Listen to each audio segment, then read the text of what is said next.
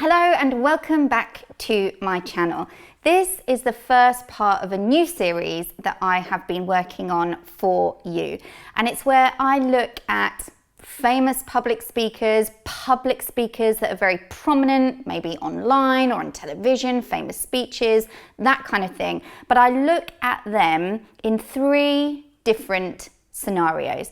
So I look at them on stage, I might look at them doing a piece to camera, and then maybe a panel discussion, for example, because I want to show you some of the tips and tricks that they deploy in their presentations, in their stagecraft, so that you can do the same.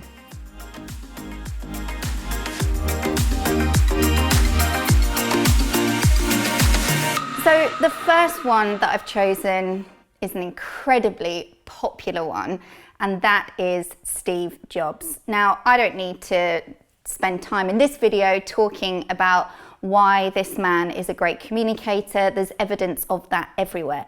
But I want to dive into some of the tricks that he uses. And incidentally, it is worth saying before I start that this is somebody who was obsessive about rehearsal. Do not make the mistake of watching this material and thinking any of this is just done off the cuff and he hasn't thought about it. He was regimental in his rehearsal process. But enough talking. The first clip that I'm going to use is actually from the launch of the iPhone in 2007. This is a day I've been looking forward to for 2.5 years. So I just want to pick up on a couple of things there right at the start. And the first one, I use my phone here as an example. Notice that in his hand he has a clicker.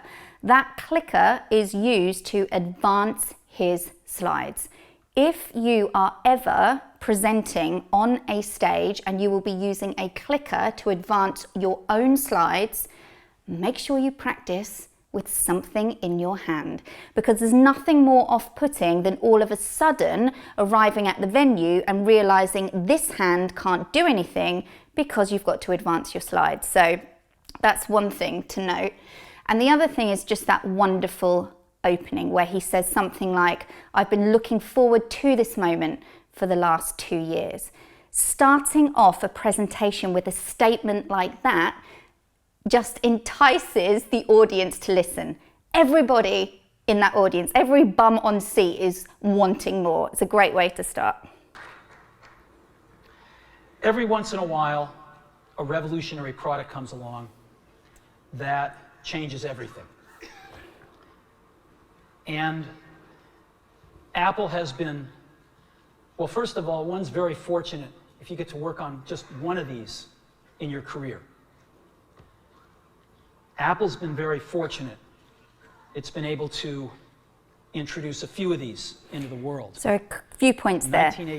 Notice how he's holding his hands. He was very good at using body language, but as I said at the start, don't think that's natural. It's all been practiced. And a great thing to do is this open palm gesture that he does. So he'll often take his palms from this position and open them like this when he's talking. Now, the way to do that, if it doesn't feel natural to you, is to build it into your presentation and then rehearse it so much that it becomes natural. That is what this man did. But remember, as I said at the start, if you have got that clicker, you need to practice with something in your hand. And by holding your hands like this, palms up, it makes it much easier to use them when you're speaking. That's why this position that he's adopting is so great, and so many public speakers use it. And now that I've pointed it out, you can see how other people do it all the time. The other thing I just want to comment on, and it's not a critique, it's something that a lot of people do. Remember, at this point, Steve is about to announce the biggest thing he's probably ever announced in his career. Up his sleeve right now, he has got this amazing piece of information. And he will be nervous and there'll be adrenaline running through his body, and that's why he's weaving a bit. what happens when you get on stage and you're full of that adrenaline is it's very hard to stand still. So that's why you're getting a bit of this movement. And you'll notice as we watch on, I bet eventually he just steadies himself. And that's what all of that is. It's just the nervous energy. 1984, we introduced the Macintosh. Such an important point that nobody in business listens to, even though this man is a beautiful illustration of how it should be done properly. Sod all that text PowerPoint crap. This is the way to use PowerPoint. I know he's using Keynote, but it is the way to use PowerPoint. It's the way to use slides in your presentation. Images are what people can remember. They can't remember any of the text. I would say if you use PowerPoint in your presentations at work, watch his videos and just watch how simple it is. It's so much better than all that crap text. It didn't just change Apple, it changed the whole computer industry.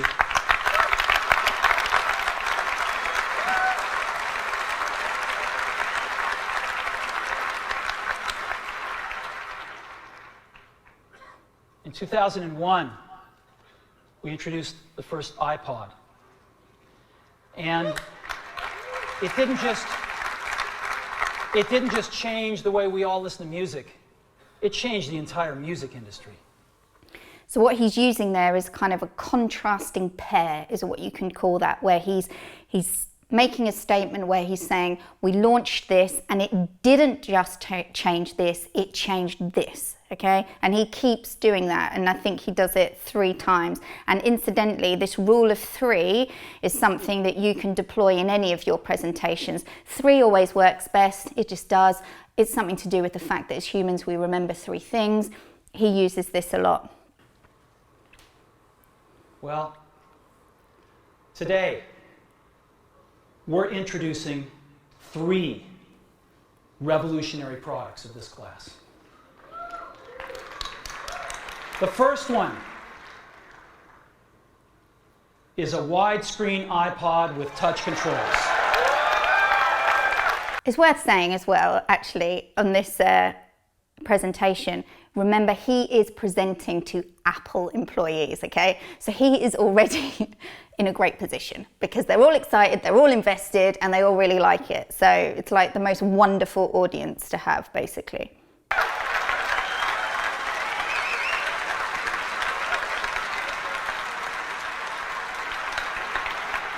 The second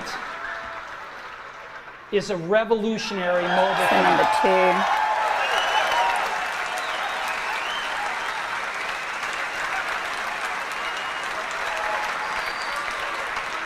And the third is a breakthrough internet communications device.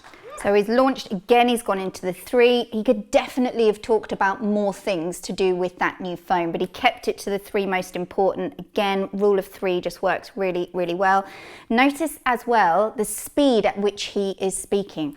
Very slow and considered. That is something you need to practice, especially with the adrenaline running through your body, especially for somebody like Steve at this moment who would have been so excited about this launch. You need to really rehearse that speed, talking slightly slower than you normally would.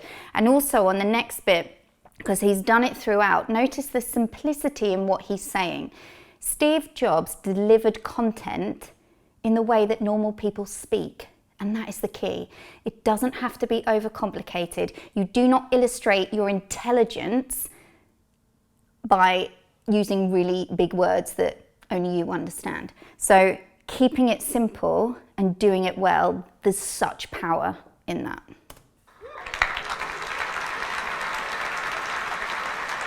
So, 3 things.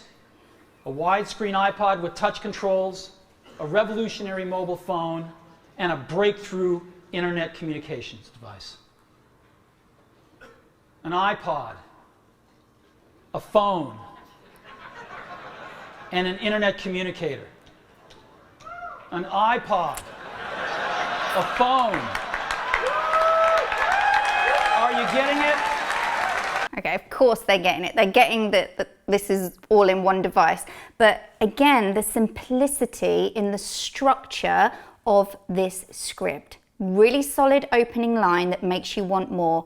Then he's done a few contrasting pairs, and then he's gone into this rule of three, and he's got them, he's hooked them, and he's drawing them in all the time. And right now he's at the crescendo.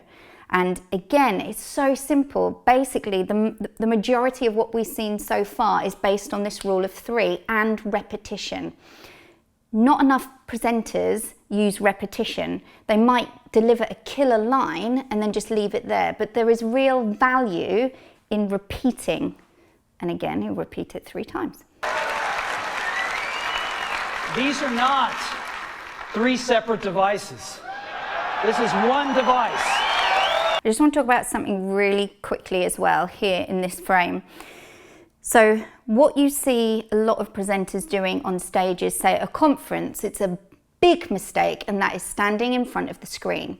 When I produce conferences, loads of clients refer to this screen here that he uses and the fact that he can stand in front of it. You cannot stand in front of a screen that is front projection. So that means there's a projector at the back of the room and it's projecting the image on the screen, because if you do, then you're in the way of the projection and you'll also be in the dark and it doesn't work. So this screen is either rear projected or it's a video wall. That is why he can stand in front of it. If you're unsure, ask the technical team who are producing your event, but don't ever assume that you can stand in front of the screen. And the reason as well that it works for Steve Jobs to stand in front of that screen is, look at what's on the screen. It's so simple, so simple. And we are calling it iPhone. Today, Apple is going to reinvent the phone. And here it is.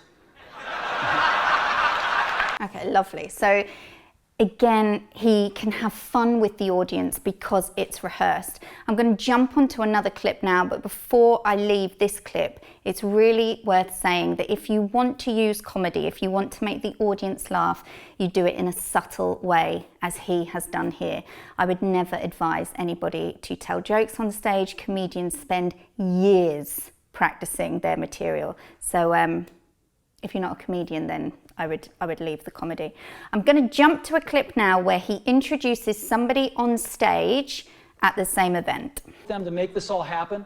We're thrilled with the results, and it's my pleasure now to introduce. There. So what has happened there, in my opinion, is a slight mistake on Steve Jobs' part. When you introduce somebody on stage, the way to introduce them is to say their name last. Their name then comes up on screen and they walk on stage. It's a great position to walk on stage from. Everybody's applauding.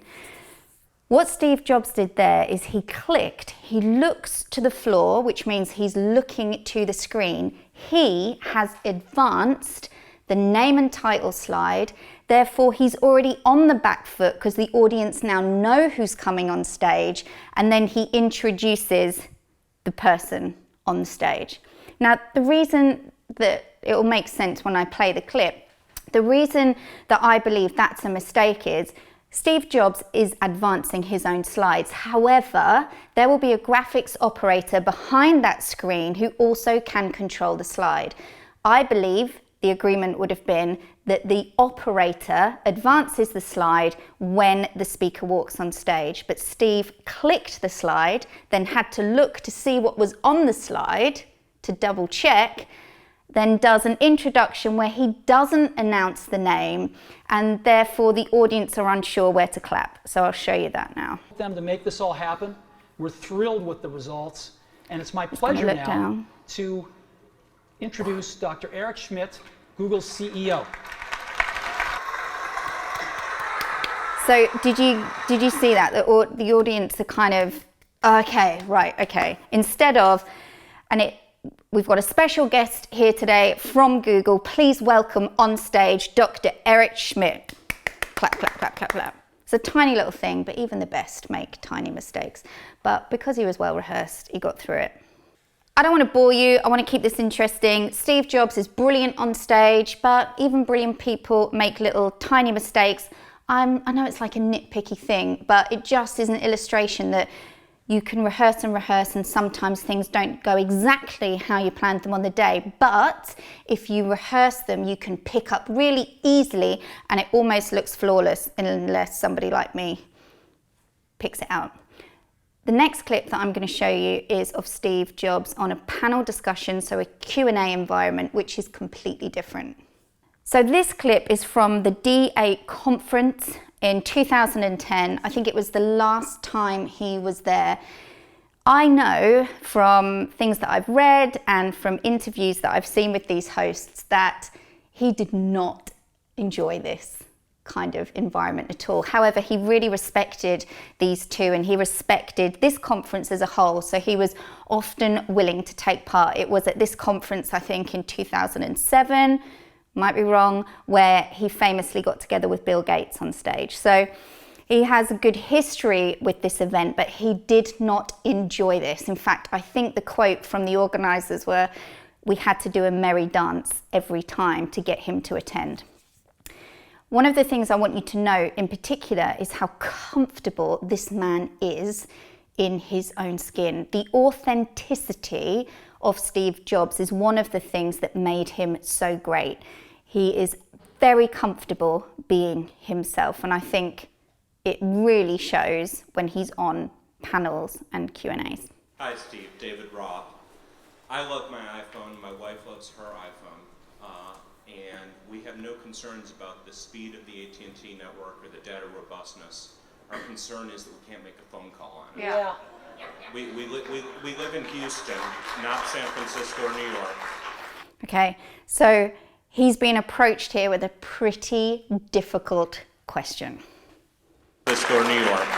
Oh. And the network has gotten so bad in the last year that we can't be on the phone for more than a minute without dropping a call, and if we're on the phone for 5 minutes, the call drops 3 times every time. Yep. Yeah. Is somebody from Apple working on that? It's difficult. Well, somebody from Apple's talking about that. I mean, we don't have people that, climb up on poles and adjust antennas because we don't know anything about that. But yeah, you can bet we're doing everything we know how to do. So what he's given there, in my opinion, is a really honest answer. What he's not doing is going into the detail that maybe that person is after, but he's being honest in his answer. Yeah, we are trying to make this better. We're doing everything we know how to do. It continues. Can I expect relief soon? I'll tell you what I'm told, and I'm told this by credible people who are extraordinarily open and honest with us about their problems. So notice some of the language that he's using there. So that's not a good enough answer for the person who's asked the question. He wants more. He's still pretty aggressive and hostile, I would say, in his questioning, which is very hard to deal with when you're on the receiving end in front of an audience and live camera. Again, Steve deals with this wonderfully. Notice, in particular, when he relays this, how much eye contact he's giving that person. So which makes me tend to believe people when they tell me things.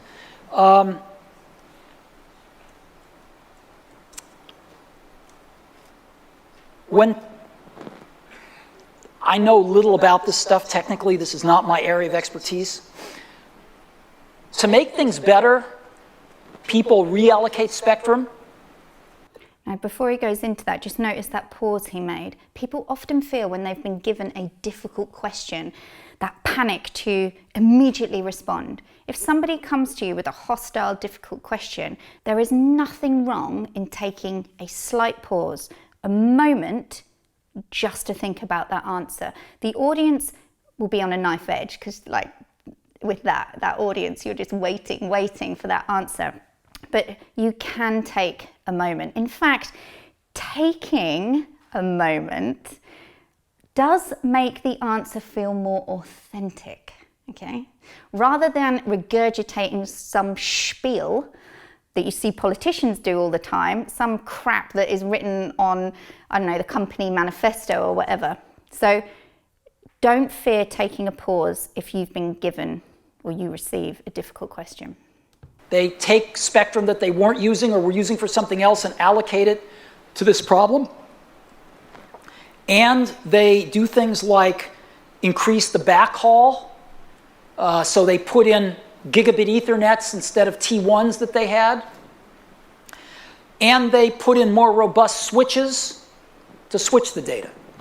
Now, somebody like Steve Jobs, when he's talking naturally like this, he uses body language a lot, which is quite different to what we saw previously on stage. On stage, it's all very rehearsed. All of that stuff is rehearsed, I promise you. When you're on a panel, you obviously can't rehearse everything because you have no idea what questions are going to come to you. But when he talks, he's very openly using body language. When he explains things, he's often showing it with his hands as well. So if you are somebody who uses their hands a lot, I do, there's nothing wrong with that. Feel free to do that when you're on a panel. All of this stuff adds to the authenticity in terms of how the audience are receiving.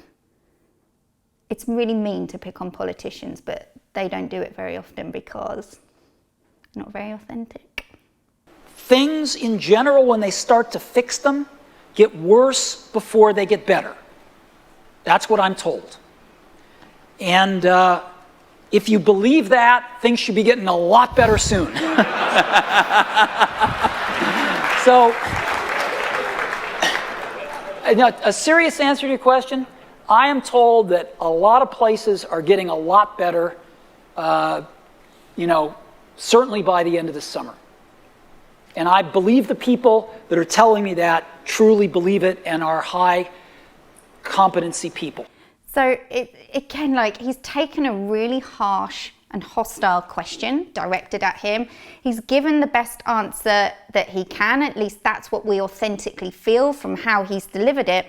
And then he's reaffirmed it at the end. He got a laugh and he was well aware of himself and the environment and the person asking the question to actually say, no, seriously, this will get better. Okay, so he could have left that with just the laugh, and really the laugh was on the guy who asked the question, kind of, because, Steve Jobs was very clever in his answer there. But he again is somebody who understood that to be a great public speaker and to be received well, you have to give the audience what they want, which is a reason why he stopped and said, no, this will get better, directed the answer to that individual again, which is another thing to do. Never take a question from an audience and put that person on the butt of a joke. I've seen it happen, and all the audience think is bad things about the person on stage. So if somebody stands to ask a question, even if it is a hostile one, respect the fact that they had the guts to stand and answer the question. Now, this is a really difficult question because this guy is the CEO of Apple. He doesn't have any control over what the network are doing, but he can't shit on the network. So he has to be really careful on how he answers this. And what he will do is give a woolly answer. That's a real British phrase. He will not answer this direct. There's no way he can, because he cannot. But he's going to use very considered language to give a response to this.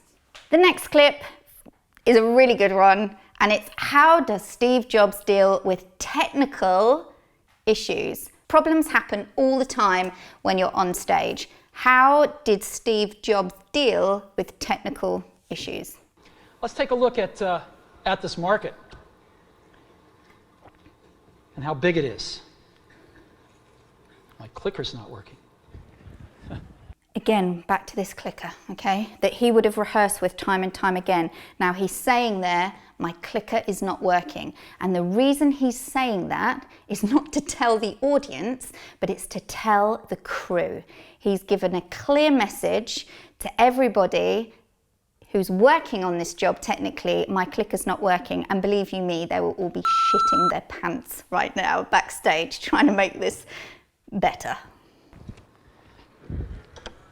Oh, there it is. Maybe it is working. What he's done there, he's gone over to the lectern and he's picked up the backup clicker on every single good job. I say good job because if the crew are worth anything, there will always be a backup clicker. He's gone back to the lectern to pick up the backup to see if that works. Incidentally, the lectern is a brilliant place to keep all your crap, your water, your notes, your clickers, all that stuff. Maybe it is working. So how big is this market? Well, let's take a look. No.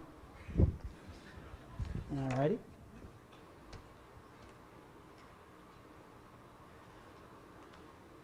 Clicker is not working. Again, repeating it. Clicker is not working, not for the audience, for the crew in the background. You'll notice he's looking to the floor as well. Again, that's those floor monitors. On any big job like this, he can see his graphics in front of him and he can see them behind him. Now, this is the important part in this. Because he is so well rehearsed, he knows his crew will get him out of this situation. All he needs to do is give them some time. All right. They're scrambling backstage right now. That is true.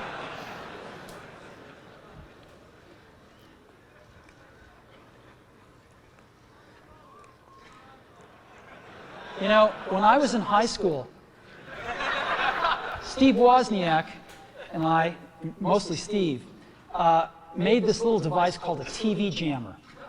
Now what he's about to do now, it's such a good technique to use. If you're on a stage and something goes wrong, give your crew a moment to make it better. That's exactly what he's doing here, and he's going to tell a story while he knows, as he said, they're scrambling in the background and they will get it sorted. He can only do this for the same reasons that I talked about in that first clip, because he is so well rehearsed. This has not thrown him, okay? He's tried the backup, he tried again, it didn't work, it's fine, they'll deal with it. Let me tell you this story. You can only do that if you're well rehearsed. And it was this little oscillator that would put out frequencies that would screw up the TV. It's the hand movements. And Woz would have it in his pocket. When he's we'd go into like naturally. a dorm at Berkeley where he was going to school, and a bunch of folks would be watching like Star Trek, and he'd screw up the TV, and somebody'd go up to fix it, and just as they had their foot off the ground, he'd turn it back on. And if they put their foot back on the ground, he'd screw up the TV again. And within 5 minutes, he'd have somebody like this for the rest of the Star Trek episode. Okay, so maybe it's working now. Maybe they're going to have to click them for me. Okay, so he's told that little story, he's given them time. Notice in that, those hand movements were so much more natural, because as I said in the second clip, when he talks naturally, he uses his hands all the time. And you could really see that there. And then he's saying, right, let's just see if it's working now. A clear indication to the crew that I'm going to give it another go. Game consoles. And it worked. So a brilliant example there of how he dealt with a difficult situation, which, unless I haven't said it enough, you can only do if you're well rehearsed. I hope you found that useful. I really enjoyed doing that, and I'd like to do a few more on different people. If you've got anyone that you want me to look at, I will find clips, find things that will be useful to you to improve your skills when it comes to speaking on stage or in panels or to camera, whatever it is. Let me know in the comments below. It's worth saying, I think this man was an awesome communicator, and for me, one of the things that was so great about him was his authenticity.